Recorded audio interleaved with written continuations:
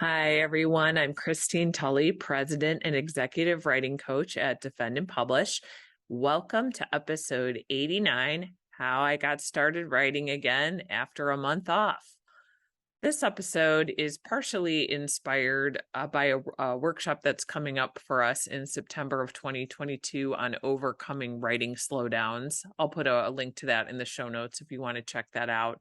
And it's a little bit inspired by the fact that I know I talk on this podcast a lot about how I tend to have pretty regular writing habits, and I manage to, just kind of hold it together and get some writing done every week, even when I can't do it.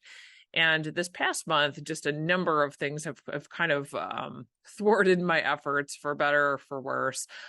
Partially, it was some new course preparations, which sometimes hit us at the beginning of the academic year. This can happen to us. But we also had a death in my family, which certainly took some, much needed time off of working on academic projects. And then combined with that, I had the start of school for my children. So I just had a number of things that kind of hit me. So, when I'm saying I took a month off of writing, I didn't truly take off, a full 28 days or 30 days or whatever of writing. I still got little teeny bits of writing done, but not what I would consider my regular writing habits. I might have managed, 22 minutes in one week, maybe an hour somewhere else. Definitely not what I try to strive for, which is usually 8 to 10 hours of scholarly writing a week. And this just happens, right? It's life. And so what I thought I'd do today is actually capture what I did to get myself back writing again after, kind of having these disruptions, not being in my regular pattern.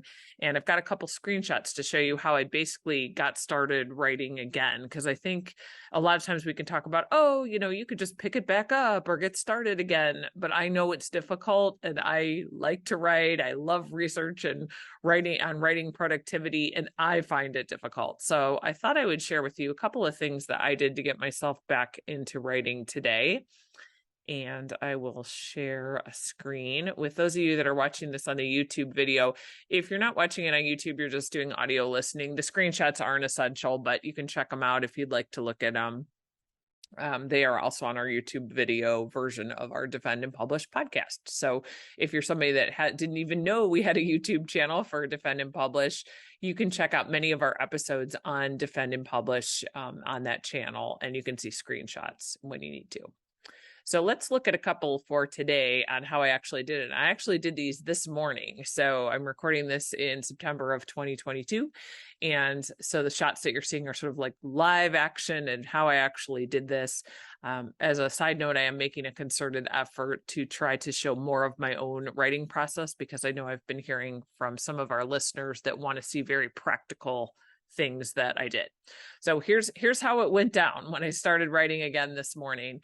The very first thing that I did was open a project chart in Asana. I have a link to an episode where I tried the project management software Asana to manage a book revision.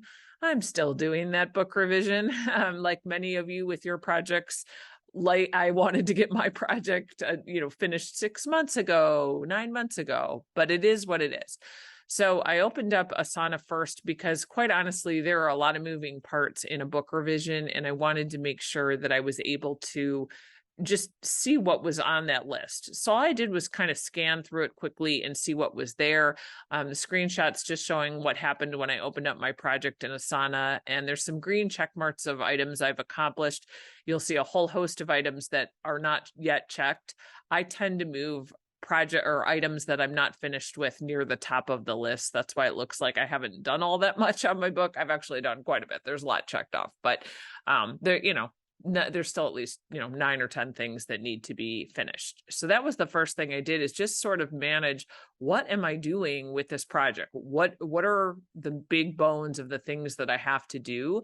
And so for some writers that we counsel at Defend and Publish, this stage can be a little bit overwhelming, but I sort of liken it to checking out your credit card bill. You're scared to look at the balance, but it's just better to know what you've got up against you when you take a look. So that's what I was doing today, was just to get a sense of how close am I to being finished with this project. So if this is something you're interested in, you definitely come back to us for writing coaching. We do lots of project management work. And so if you don't know how to set something like this up, or you could just really use another set of eyes, by all means, contact us. You can reach me at Christine@defendandpublish.com if you want to talk more about that. So I opened up Asana. That took me probably about 10 minutes to just read through it all. The second stage then is Penzu, which is a tool that I described on a podcast episode. I'll also link to this in the show notes. This is an online writing journal that I'm just in love with this product. I think it's great. It's completely free. It's completely portable. It's cross-platform. It's on every device you can imagine. But what I've been using it for is just using it as a space to keep notes about what I'm doing with my scholarly writing. And these notes take all kinds of different forms. And so what I ended up doing was just looking at the last time I actually logged an entry, which was in July. That wasn't actually the last time I wrote, but just because my time has been so fragmented here and there, a lot of times I didn't bother to log into Penzu to put anything down. I just kind of used the time I had to keep working. But in an ideal scenario, which is what I'm trying to get back to, I do like to use the Penzu writing journal as my spot just to keep notes on what I'm working on for my projects and where I left off, because it's just very difficult if you're not writing every day to remember what you're doing. And so the screenshot that I'm showing right now just shows the last note that I had on July 21st, I guess it was. And what I was doing was I was trying to smooth out some writing in one of my chapters. And also I had to revise a couple of figures that I hadn't revised yet. So that's what that note says. The next thing I did was I opened up my document. And one of the things I love about Microsoft Word is the little welcome back. Do you want to pick up where you left off last? On my YouTube channel, or on the YouTube video, the screenshots, I'm showing the little note. Some people don't even know it's there because you open your document and start working right away. But I like the little welcome back, and I did click it so I could figure out where the heck was I in this document. The document now is around 340 pages or something like that. So especially after not writing for a while, I couldn't remember where I was in there. So I loved this. This was great. So I basically opened my document next. And where it was when I opened it up, because I decided to show you a screenshot of that, is that it was at a break for a new section was where was the last spot that I wrote. And that makes sense to me. So a tip that I tend to leave writers as you're working, or maybe if you can't work regularly every day, is to try to stop at section breaks, because they tend to be logical and they tend to be the first place where you'll look. But I also like it because I think of sections as mini essays. And for me, it is much better for my brain to just think about this one section, which for me was about a participant group in my study. Much easier for me to think just about that participant group to get myself back into writing than to try to think about my whole project and all my big arguments and all that kind of stuff. So just a good tip for writing. I like to stop at section breaks. I know other people do. And if you can't do it because of, you just literally run out of time, you have to go run and teach your class. Sometimes I'll just put a red line or insert like a highlight in a document so there's some kind of a visual break. That doesn't always help me remember what I worked on last time, but sometimes it does, just seeing where I kind of cut the spot to stop working. So I just opened up my document. I looked at where I stopped, and this is where I started reading. So I started reading in this section about these participants. As I was reading, I was smoothing out wording, which was what I was trying to work on today. And by smoothing it out, this is in the stages of a final read before submission. So I was trying to catch little typos. I was trying to catch some sentences that sounded repetitive.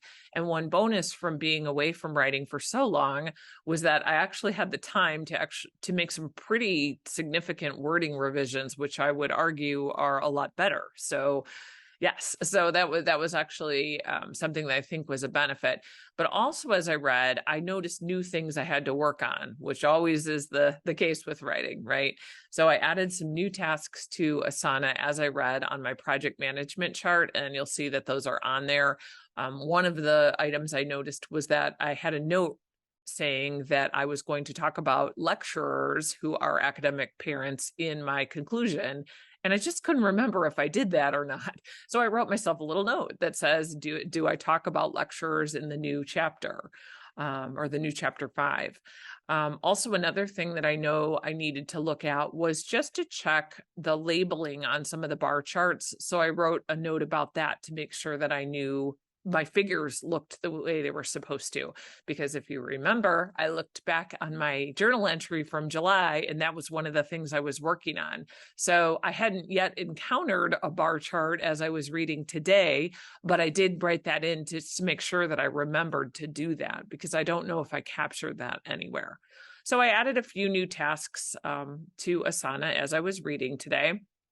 And another thing that I did, because it can be a little overwhelming, as many of us know, when you return to your writing after not writing for a long time, particularly for PhD students working on dissertations, or if you were working on like a big giant textbook or something.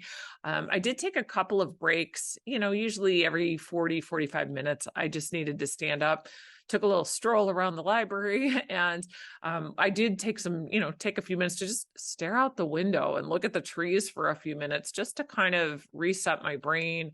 I'm a big fan of that, about the physical and the mental nature of writing working together. So I know I needed to stand up, but this was the lovely view. If you're watching our YouTube channel, you can see it, the lovely view out the Schaefer Library window at the University of Findlay, where I have my position.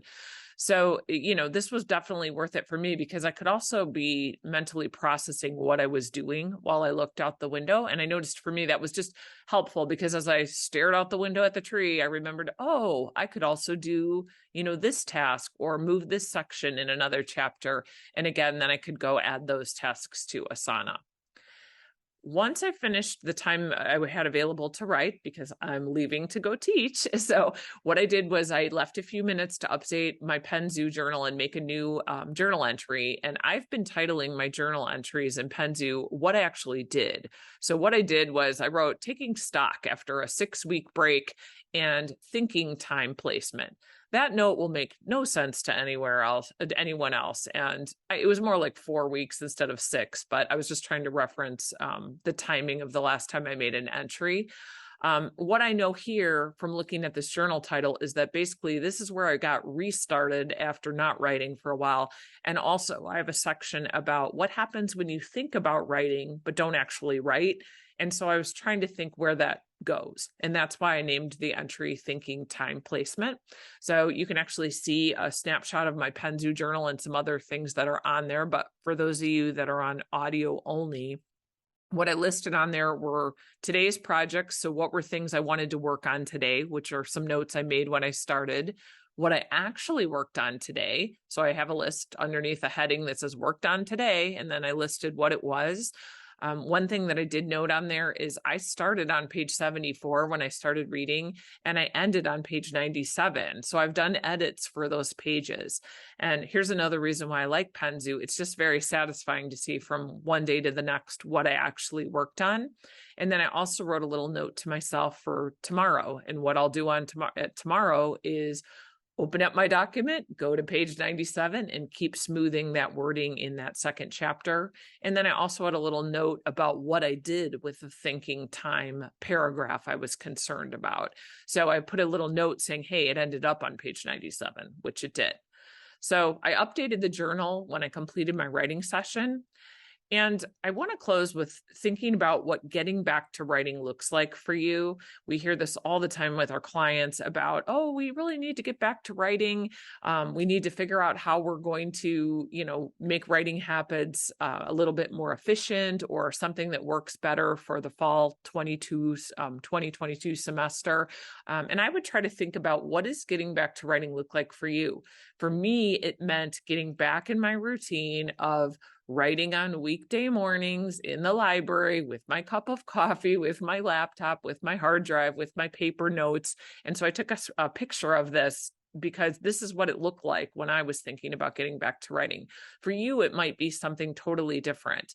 But if you've been away from your writing for a while, this might be the first thing to do, is to think about, what does it visually look like when you get back to writing? For me, in my mind, this is what it looks like for me, is to get this time back in the writing and to get it done. So I encourage you to check that out. And if you need help or any assistance from any of our coaches at Defend and Publish, let me know. If you just need a quick half-hour session or an hour, you want to talk through getting some kind of a writing plan going with fall 2022, let us know. A lot of people use our services just for that, and we never hear from them again unless it's a new semester. So hopefully these tips help, and happy writing this week.